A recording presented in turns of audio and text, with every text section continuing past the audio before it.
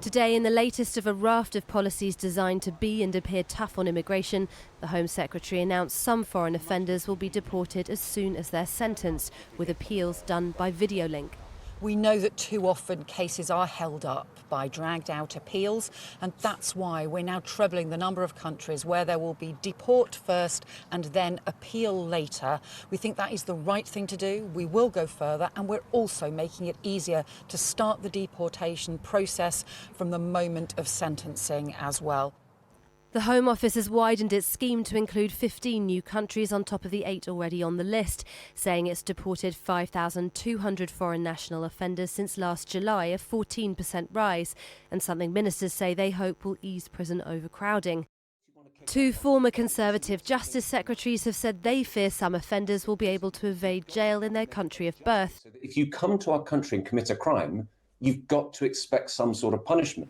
But Conservative leader Kemi Badenoch says it doesn't go far enough as she toured Epping to talk to people a month after protests erupted outside a hotel housing asylum seekers, one of several demonstrations here and across the country. Well, we're not there because we're racist people about these men coming in. We're there to protect our children. There's over-policing of the protests, yes, which is heavy-handed. Yes.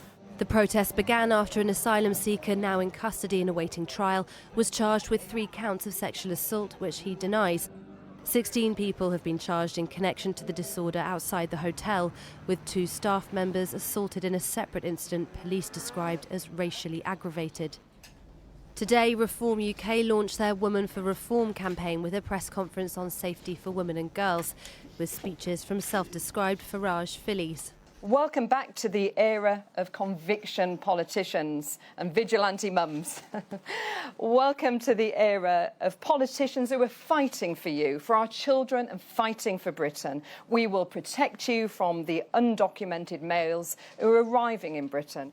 What we do know is that this government is being forced, kicking and screaming, to accept that foreign nationals are 4 times more likely to commit rape or sexual assault than British men. Statisticians from Oxford University's Migration Observatory said these figures were unreliable. The population estimates are somewhat unreliable and likely to undercount the number of migrants in the UK. Recent migrants don't tend, or are less likely to answer surveys, and also the main population surveys don't interview people living in communal accommodation, like asylum hotels, for example. So that's likely to understate the population, and that will overstate the amount of crime committed by foreign nationals. James McMurdoch, until recently one of Reform's 5 MPs, was backed by the party despite having a conviction for assaulting his ex-girlfriend. He's since resigned over a financial matter, but the party's support for him doesn't seem to have left a lasting dent in its polling among women, with gains among those aged 45 to 60 in particular.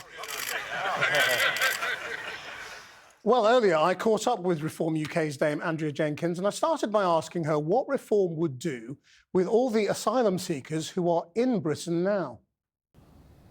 Well, as Reform said, we would deport them. We need to process them and send them. We've also, when you say process them, do you mean assess their claim? Well, process them because to find out where they're coming from. Because currently more than half of them end up being given leave to remain, No, don't but they? you also need to know where they're coming from, don't you? So you've got to process them. But what I'm trying to understand, actually, is this conference is about women, so why are we talking about this? Well, because you're talking about them, aren't you, as a safety question? Yes, that's one aspect of it. So you believe they are a threat to women's safety. So what would you do with them? Regarding illegal migrants, we've got to document them, we've got to process them, send them to their country of origin. We already saw a press conference a few weeks ago with Nigel looking at other countries to send them to, for processing.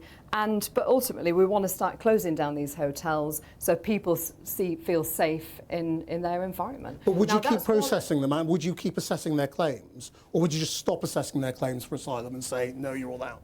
Look, I mean, personally, I think all out. You come here illegally, go.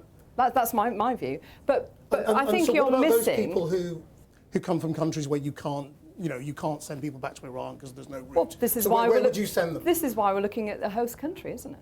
But what you're also missing what about on a daily basis the crimes committed by British people as well? I mean, the vast majority of sexual crimes are committed by British-born people, aren't they? Well, so, I think the issue there, I'd correct you there in the fact, the issue there... That's a fact. No, but you say that. Look, when I was an MP, I was in the chamber and I asked for transparency and so we can publish crimes per nationality. The civil service was reluctant to do that. But the real problem at the moment is rape, isn't it? Because rape convictions are down. They are a terribly small number anyway, compared to the number of rapes that actually happen. That's a huge compounded problem. But not all get reported, that's the issue. No, but even amongst those that do get reported, we have a very low success rate in terms of convictions. Yes, so what would you do about that? Well, we've got to encourage reporting more. We've got to change the culture. I mean, look, I've been in a domestic abuse relationship myself. There was no rape, and it can kill somebody. It can make them want to give up on life. And you know, I'm standing up for those women. I want them to come forward and realise with reform you have got a voice. Well, I get, you see, from your press conference that you are saying, we stand with you, this is a big problem. What I'm not getting is what your actual policy ideas are. Well, we'll put more resources into our police and make sure that it's targeted in areas like this. We will put more resources into our justice system so we process claims a lot more. There's got to be more support for women out there. I mean, you talked about your own experience. I mean, you know between 1/3 and 1/2 of rapes and sexual assaults are believed to be carried out in the home by a partner or former partner. What do we as a society do about that?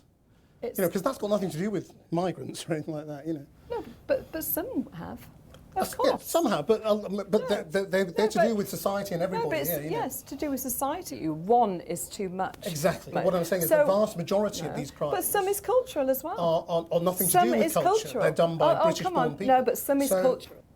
We need better talking between the social services, with the police. It's got to be a lot tighter than it is. Everything takes too long. This party, of course, also had an MP who had a history of a conviction for violence against his own partner. Yeah. But how much of a problem is that for Reform? Now, he's not a Reform MP now because of another investigation. Parliament's a microcosm of society, so of course you're going to get this. Because he was, you know, the party was asked about this right at the beginning, weren't they? I also believe in restorative justice. You know, if he's a great husband, I understand he's a father now, and that was a thing he did when he was young and drunk, right? He's done his time. So it's got to be balanced with punishment and restorative justice.